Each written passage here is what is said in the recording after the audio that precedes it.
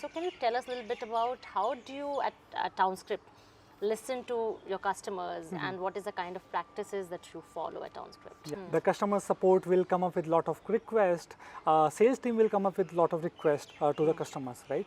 But I think what is important is you go and actively reach out to your customers, you know, and reach out to the silent majority, Right. because those are your 90% of your users, you know. So if you're gonna only listen to 10% of the users, which are like, you know, those noisy users, probably you will come up with some good solutions, but those solutions might not be the ones which are liked by everybody else, you know.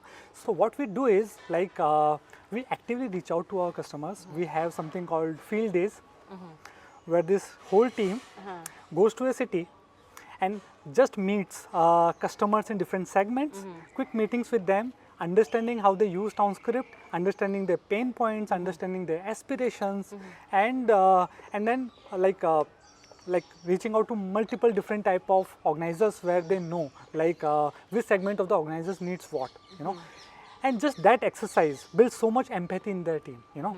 You don't even have to like ask them, you know. Right. Once you just initiate the conversations, the organizers pour their heart out, you know. Right, right. And then by listening to them, you start developing that empathy for them, understanding the psyche, and then like what they want, what are their aspirations and everything. So that's a very good exercise. Secondly, but then field studies have their pros, but then probably they won't tell you how they interact with the product yet. Right. So that's where the usability studies come into the picture as well, you know. So where like you take some prototypes to them or your beta product out there, and then give them some tasks to do, and then seeing and understanding how they interact with your product. Right. And let me tell you, like that gives you a lot of insights, you know. Right. Like whenever you build it, you think that like a lot of the things are perfect, Yes. but when they actually start using it, you see what are the problems with your product. Yeah. You know, it doesn't work the way you intended to. So I think usability studies that you bring, field studies are really, really interesting topics, right? And which I think a lot of people don't understand, don't know the importance of it. We'll come back to it. Yes. But I would like to discuss a lot the journey where a founder or a team which is building a product matures to a stage where not listening to users, reacting to users, and to that stage of listening to a stage where this is like a planned listening, very active listening, how this transition happened.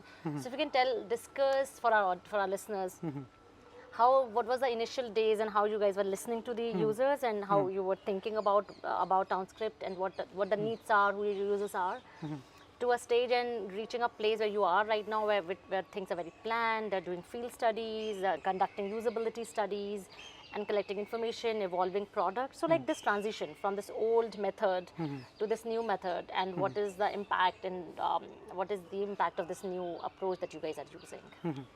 So like when you're first building a product, you know, the things are easy because your first 50 customers, you connected them over phone or WhatsApp, you know. So like when your team is like 4 or 5 people, then like typically one of the founders become the product lead, you know. Right. So he plays the role of the product manager, right? So he's personally connected to all the early set of customers. Those set of customers are enthusiastic. They guide them. The product is shaped a lot by your initial set of the customers. But then as the team starts building in, you know, your engineers start joining in, your QA team, your sales team, your support team, Right. eventually like you lose that edge because Like 20 plus people yeah, or so. yeah. Okay. So once you reach like 20 plus people, and the founders also get into like scaling the product out, Yeah. then they have to meet with investors as well, and then they have to hire people as well. So there are like 10 things the founders have to do, and then the set of the customers also become larger, you know.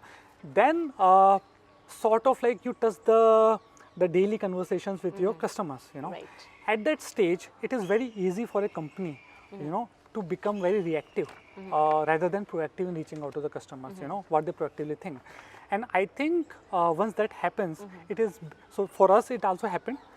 There was a phase where we realized that, okay, we are building, but we are building a lot of stuff reactively.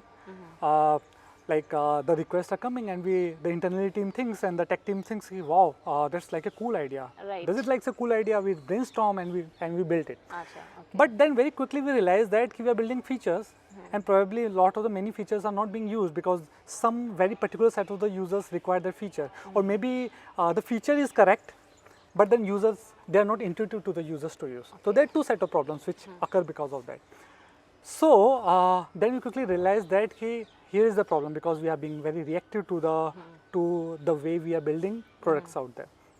So we hired a full-time product manager at that stage, and we started proactively reaching out to the users, and that made a lot of difference, because we can think ahead. We can see what are the whole life cycle of a particular user is, how he uses the TownScript, and they give us like very kick-ass ideas, you know.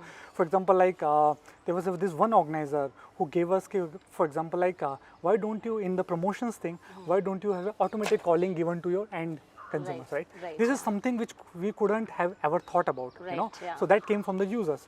Again, it needs to be validated, but these ideas, they can come from the users, which can really like drive the team together. So that made a lot of difference. The features we started releasing, they started becoming more intuitive, more user friendly, and we were able to have a framework where we were very clear what we don't want to build.